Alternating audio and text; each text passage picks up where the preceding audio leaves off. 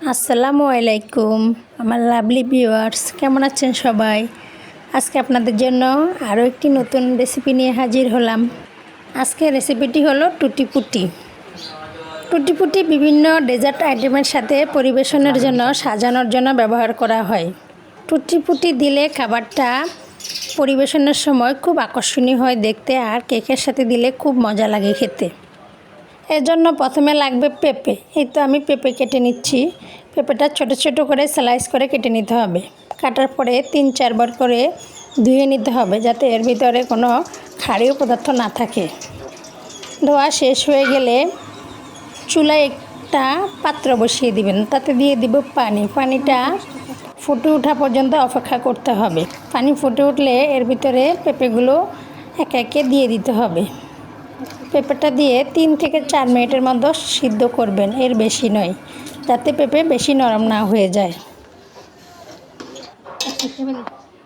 এই তো আমার পেঁপে হয়ে গেল।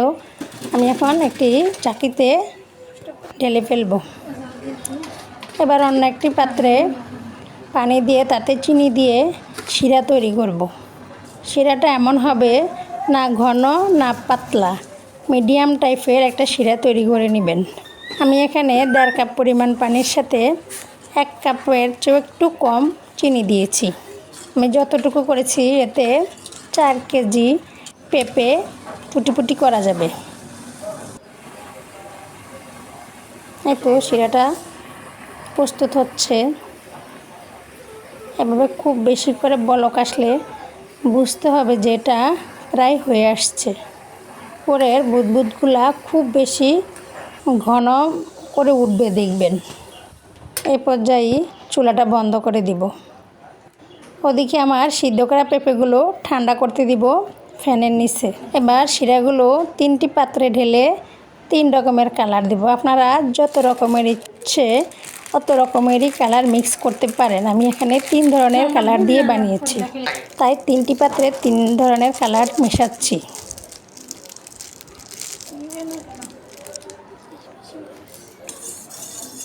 হলুদ কালার দিলাম।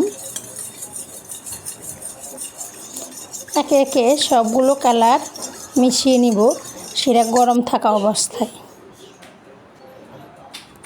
এরপর দিয়ে দিলাম সবুজ কালার। সবুজটা মিশানো হয়ে গেল।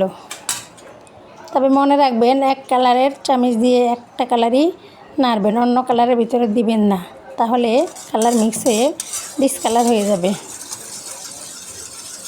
এবার এতে দিয়ে দিব লাল কালার। কালারটা খুব ভালোভাবে নেড়ে নেড়ে মিশাতে হবে। এই তো দেখুন আমার 3টা কালারই মিক্স হয়ে গেল।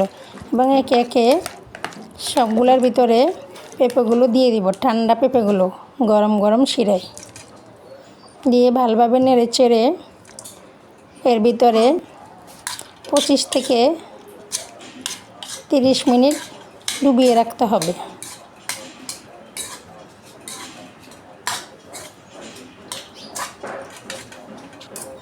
দেখুন আমি কিভাবে নেড়ে নেড়ে কালারগুলো লাগিয়ে দিচ্ছি। এভাবে আপনারাও আলতো হাতে একটা চামচ দিয়ে নেড়ে নেড়ে কালারের ভিতরে ডুবিয়ে রাখবেন। তো এবার অরেঞ্জটার ভিতরে দিয়ে দিলাম। এটাও ভালোভাবে নেড়ে চেড়ে রঙটা গায়ে লাগিয়ে ডুবিয়ে রাখবো। তো 30 মিনিট পর দেখেন কীরকম। এবার আলাদা আলাদা 3টি পাত্রে এগুলোকে রোদে শুকাতে দিতে হবে। ভালো রৌদ্র হলে 3 রৌদ্র, এবং একটু কম রোদ থাকলে 5-6 রৌদ্র লাগতে পারে। ভালোভাবে রৌদ্রে দিয়ে শুকিয়ে নেবেন। এই তো আমার এগুলা 5 রৌদ্র পরে কি সুন্দর শুকিয়ে গিয়েছে, দেখেন অনেক সুন্দর হয়েছে। তো এগুলো আপনারা এখন বয়ামে ভরে সংরক্ষণ করতে পারবেন। ফ্রিজে রেখে দিলে 1 বছরও এগুলো কিছু হবে না। যে কোনো সময় যে কোনো ডেজার্ট বানালে সাজিয়ে পরিবেশন করতে পারবেন। দেখতেও আকর্ষণীয় লাগবে, খেতেও খুব মজা লাগবে ইনশাল্লাহ। তো আমার রেসিপি যদি ভালো লাগে, জানেন আপনাদের জন্য অনেক কষ্ট করি, অনেক রকমের রেসিপি বানাই। আমাকে ফেসবুকে ফলো এবং ইউটিউবে সাবস্ক্রাইব করতে ভুলবেন না। ধন্যবাদ সবাইকে। আসসালামু আলাইকুম।